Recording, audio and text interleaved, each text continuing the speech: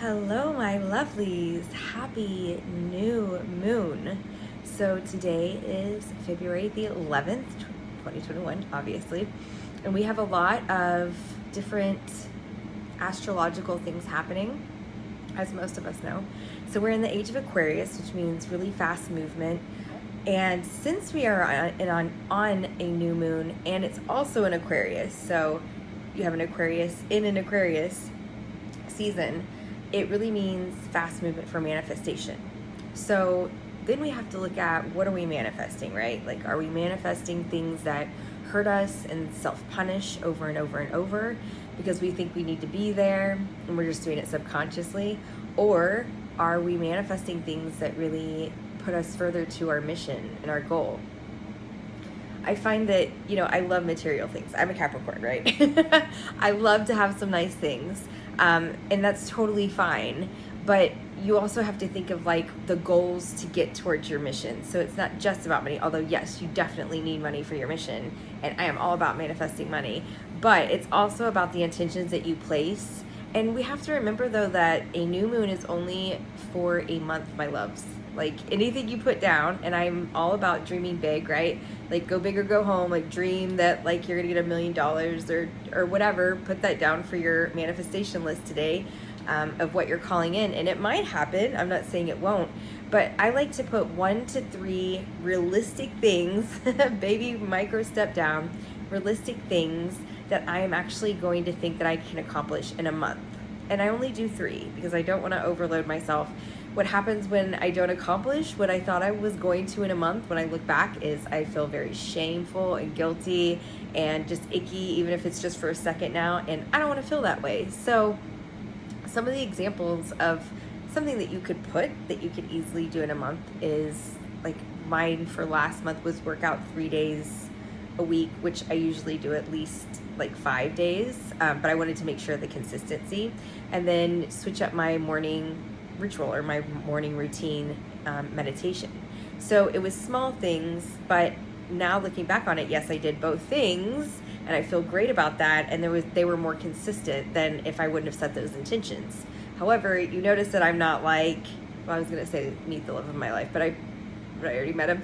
But like, I was gonna say, don't try to call in things that are going to make you feel shame if you do not get there. And remember that setting intentions, you can definitely have those lofty, I don't want to say lofty, that's the wrong word. You can have those bigger ambitions, things like letting go of limited beliefs. That's amazing. Do put that down. Just don't fill your entire list with it. It's very important to have, like, when we have limited beliefs, like abandonment issues is one that comes up for me. And that I put down, but like, it's a work in progress. You're not going to release trauma in, like, unfortunately, in 30 days. So put something realistic. The other thing that I would say is, like, after you get down, you sage your space, which is or Palo Santo is what I use, which is very, very important to do before you do any type of ritual ever. You can, what I do is usually like sit down and figure out the 1 to 3 things that I want to keep.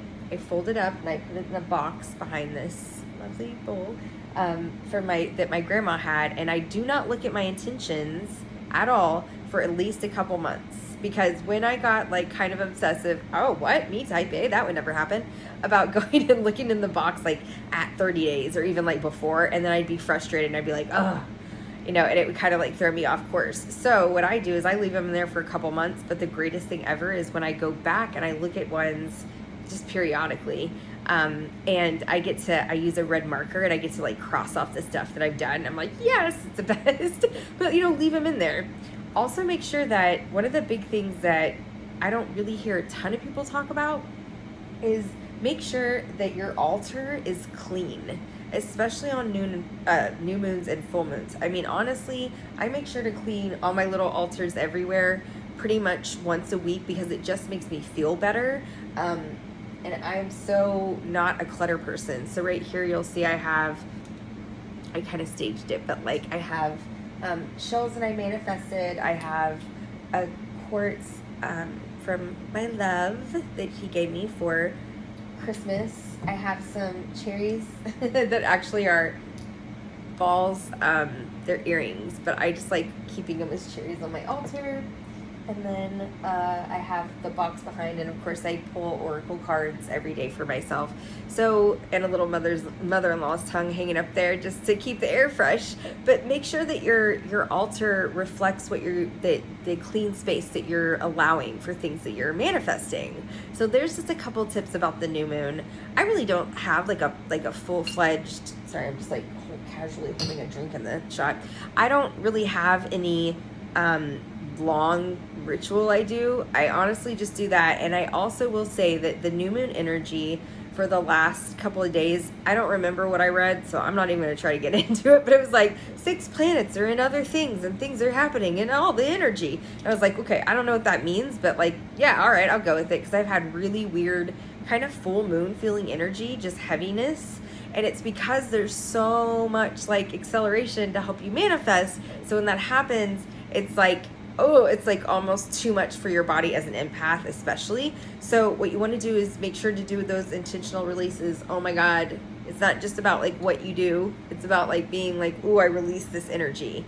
Any type of physical activity is great. You know, I love bubble baths, always, every day.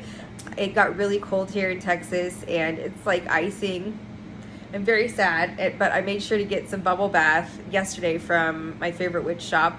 And that's what I plan on doing, is like releasing tonight in a bubble bath with all my little potion ingredients. So however you make a ritual is totally up to you. It's a personal thing. And if you don't have much time, it's more about just the intentionality of starting the next 30 days and knowing that you are magical and you can call in anything you want. Have a great day.